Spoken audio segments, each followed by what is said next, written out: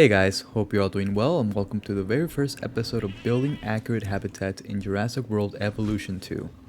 In here, we will learn about one of the largest carnivores that ever roamed the earth. And I am talking about the very first dinosaur in the Jurassic World Evolution list, which is the Acrocanthosaurus. Let me tell you a bit more about this dinosaur and its environment before we try to recreate it in an enclosure. For those who would like to skip ahead to the habitat recreation attempt, I provided a timestamp for you to click. For everyone else, let's begin. The Acrocanthosaurus was a large carnivore during the early Cretaceous period about 155 million years ago in North America, and is best known for the high neural spines on many of its vertebrae, which most likely supported a ridge of muscle over the animal's neck, back, and hips. That's why in Jurassic World Evolution 2, you can see they're quite chunky compared to the other large theropods in the game, such as the T-Rex, Spinosaurus, Allosaurus, and Giganotosaurus.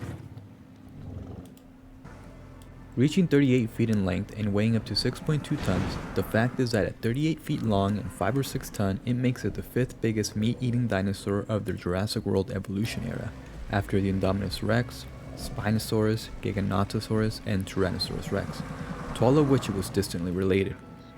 Here you can see a rather friendly interaction between the Indominus and Acrocanthosaurus during feeding time. As you can see, the Indominus is slightly bigger, reaching 50 feet in length and weighing up to 11 tons. Despite this advantage, the Acrocanthosaurus still manages to defend itself against the bigger Indominus Rex.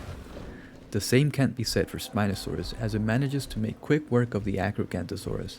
I was a bit surprised that the Spinosaurus and not the Indominus Rex was able to take down the Acrocanthosaurus, as the Indominus is designed to be the perfect killing machine.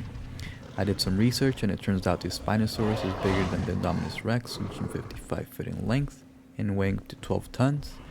Weighing twice as much as the Acrocanthosaurus, it is no surprise that it was able to defeat it so easily. What do you guys think? Should the Spinosaurus and not the Indominus Rex be able to take down the Acrocanthosaurus? Agree or disagree? You can answer in the comments below. My size theory was broken when the Acrocanthosaurus was able to hold off against the Giganotosaurus despite weighing 12 tons and being 50 feet in length, roughly the same size as the Spinosaurus. Maybe the Spinosaurus inflicting a killing blow is an homage to Jurassic Park 3? I think the real test will be having the Spinosaurus and Indominus Rex fight, but I think that's going to be in another video. What do you guys think? Could that be the reason the Spinosaurus is the only one capable of taking down the Acrocanthosaurus? I guess I kind of went a bit ahead, but lastly, the Tyrannosaurus Rex, which weighs about 9 tons and reaches about 45 feet in length, and being the queen of the Jurassic Park franchise, I was a bit surprised that she was not able to land a killing blow either. But if the Indominus Rex was not able to land a killing blow to the Acrocanthosaurus, then it makes sense for Rexy not to as well. But these dinosaurs will have never met in real life. Some lived in completely different time periods, and the only ones that did, Spinosaurus, lived in a completely different continent. For about 20 million years of the early Cretaceous period, the Acrocanthosaurus was the apex predator of North America, appearing on the scene 15 million years after this much smaller Allosaurus went extinct. Allosaurus went extinct in 15 million years before the appearance of the slightly bigger Tyrannosaurus Rex. However, the Acrocanthosaurus still can claim to be the world's biggest meat-eating dinosaur, as its reign roughly coincided with that of Spinosaurus in northern Africa. Fossil remains belonging to Acrocanthosaurus have been found in U.S. states of Oklahoma, Texas, and Wyoming, but remains of teeth belonging to the Acrocanthosaurus have been found as far east as Maryland. Its discovery went largely ignored and forgotten until 10 years later when J. Willis Stovall and Wayne Langston Jr. rediscovered the species by finding a large vertebrae belonging to the Acrocanthosaurus. This theropod was initially assigned as a species or at least a close relative of Allosaurus. Some years later it was transferred to Megalosaurus and even mooted as a close cousin of Spinosaurus, based on a similar looking but much shorter neural spines. It was only in 2005 that it demonstrated its kinship with Carcharodontosaurus. Sorry if I butchered that. Paleontologists will go on to name the dinosaur Acrocanthosaurus, a name which means high-spined lizard. The word acrocantho has Greek origins and translates to tall vertebral column. The Glen Rose Formation, a rich source of dinosaur footprints, stretches from the southwest to the northeast of the state of Texas. For years, the researchers struggled to identify the creature that left large three-toed theropod track marks there, finally landing on Acrocanthosaurus as the most likely culprit. As with many structures in the dinosaur kingdom, the function of its neural spines remains unclear. It may have been used to attract mates, while other paleontologists theorize that Acrocanthosaurus may have used it as a way to ward off its rivals. Some things we do know, thanks to an endocast of its skull created by a computed tomography, is the detailed structure of its brain, allowing paleontologists to determine that Acrocanthosaurus had a prominent olfactory lobe that shows a highly developed sense of smell. We know that during this time in the Twin Mountains and Glen Rose formations, where the majority of Acrocanthosaurus fossils have been found, the area consisted of a large floodplain that drained into a shallow inland sea. The Glen Rose Formation represents a coastal environment. Nevertheless, as Acrocanthosaurus was a large predator, it is expected that it had an extensive home range and lived in many different environments in the area. I also came across research that indicated that fossil charcoal was found in the same rock formations that Acrocanthosaurus fossils were found in, indicating wildfires were common across this habitat, believed to be caused by lightning strikes. I think this is really unique, so for this video, we'll try to recreate its environment around this wildfire theme. I'm starting off by raising the topography and smoothing out the edges of the hills and the mounds. This is purely optional, but I do it because it's one way to make the enclosure seem more natural.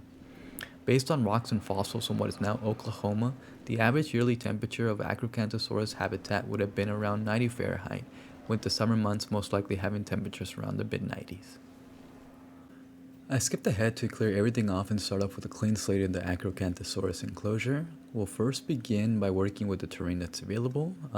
You can see here that we have rock, grass, rock again, and dirt. We're going to start with dirt just because, during wildfires, grass burns down and everything you're left is with dirt. So we're going to add it throughout the enclosure. It's not going to be entirely dirt. I'm going to leave some grass behind. During wildfires, not everything burns entirely. Some areas are actually left unaffected. We're going to leave some areas with grass, and I'm going to patch some grass here and there, sort of blend it in. And then we're going to go up with this rock that kind of gives it a nice ashy look. Nice scorched earth kind of look. We're going to add it, not as much as the dirt, but we're going to sparingly use it. Add some dirt here and there, kind of blend it all in. Make sure it all looks pretty even. And then afterwards, we're going to do the Acrocanthosaurus water bowl, or the lake, if you will. That was my cat. You hear him right there? So we're going to be doing this little function here, and I like to cut it in and out just because it kind of gives it a more natural look. And we're going to leave it like that. I think it looks good right there. So we're going to leave it like that. Next, we'll try adding some rocks, and since we're going for a wildfire-like habitat, we're going to choose desert rocks. I like to bunch them together in random places, as you can see. I like to work my way up, so I'm going to start off with the little rocks first, and then work my way up. And then I'm going to place them around the lake and throughout this rock floor that we did. Then work my way up, do the small, bigger ones. Kind of bunch them together, but also make it look randomly. It'd be pretty cool if Frontier could add some sort of like broken logs or fallen trees kind of look, so that we could enhance this sort of burned down look. But it's coming out pretty good. Look at that. It's starting to take shape. You can tell that it's some sort of like row, which the rocks are, going from all the way up there to like where the viewing area is. And then we're gonna add some feeding areas, because you can't have these dinos go hungry, especially big guys such as these guys. And we're gonna add one over here. I think it's good. That way they're constantly throughout the enclosure and not just located in one place. Lastly, we will put some plants in this enclosure, which consists of a few angiosperms, with conifers being the most dominant. Giant Phrenolopsis trees were especially dominant, and their needle-like morphology suggests that the environment was arid and not jungle-like. To recreate the giant Phrenolopsis that looks like this, we are going to use the first forest feature. Even though it says leaves, it is the one that I think resembles the giant Phrenolopsis trees the most. We'll start adding these throughout the green patches that are left. And let's see how we're gonna do this. Yeah, we're gonna add it there, this other green patch that I was thinking about of whether to do it or not, but we're gonna do it right there, as well as there, and that corner up. That way it looks like, you know, it all blends in together. There we go. That's kind of what I was looking for. But this dino wanted to get in the way and make sure that, you know, he's, you know, his forest, he wants more forest, but let's not add too much forest because we want to make it look like it's burned down. We're gonna do this fibrous ground cover, but on second thought, let's not do this actually. Let's go back to forest and let's actually replace what I just did with this. But try not to click the mouse as much. We don't want the big trees to appear, just sort of like the ground cover.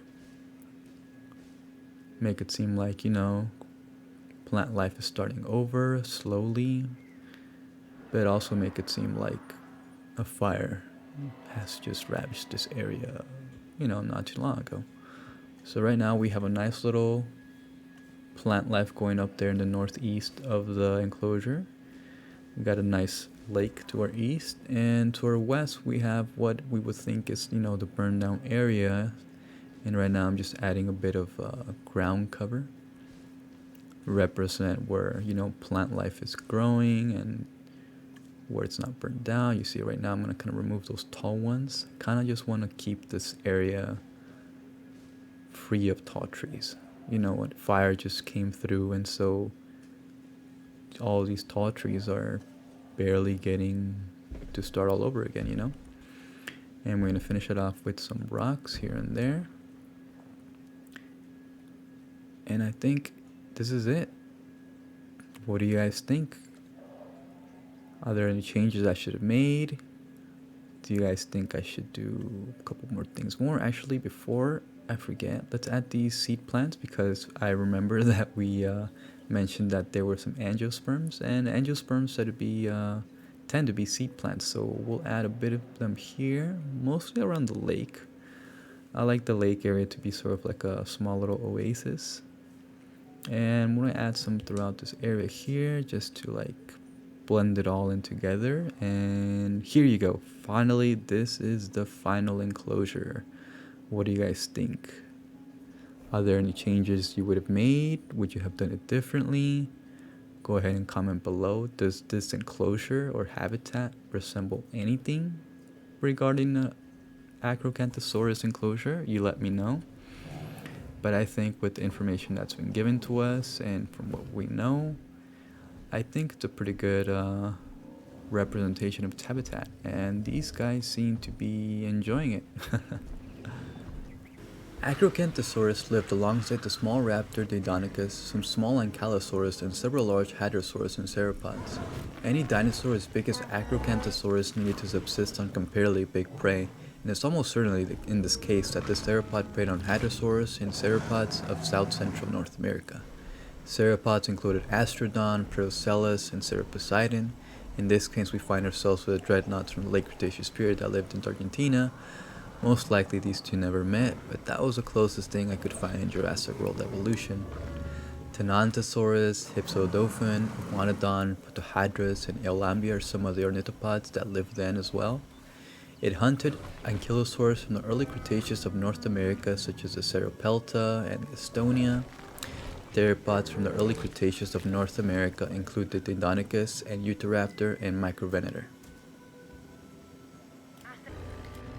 Acrocanthosaurus being one of the largest carnivores in the Jurassic Park franchise, I find it pretty odd that it has yet to make an appearance in the big screen of Jurassic Park. But while it has not made it to the big screen, it has made many appearances in Jurassic Park games throughout the years, including Jurassic Park Operation Genesis for PC and console. It also makes an appearance in Jurassic Park Builder and Jurassic Park World the Game as a VIP creature. Maybe makes an appearance in the up-and-coming Jurassic World film Dominion, but early information shows us that that would not be the case. For those playing Jurassic World Evolution, I think this large carnivore deserves a spot in your park. It makes Acrocanthosaurus a beautiful but deadly addition to Jurassic Park. Thank you all for watching. I hope that you learned something. Don't forget to like and subscribe if you enjoyed this video. See you in the next one where we go ahead and recreate the Allosaurus habitat.